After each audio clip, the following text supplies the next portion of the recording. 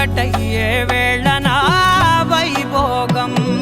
కళ్యాణం కమనీయం ఈ రెండు మనసులే రమణీయం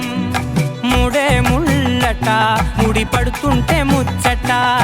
నాలుగు దిక్కుల కంట చూడ ముచ్చటైన వేడుకంట ఆ పంచభూతాల తోడుగా ప్రేమ పంచుకొనే పండగంట ఆరరుగల నిండుగా ఇది నూరెళ్ళ పచ్చని పంట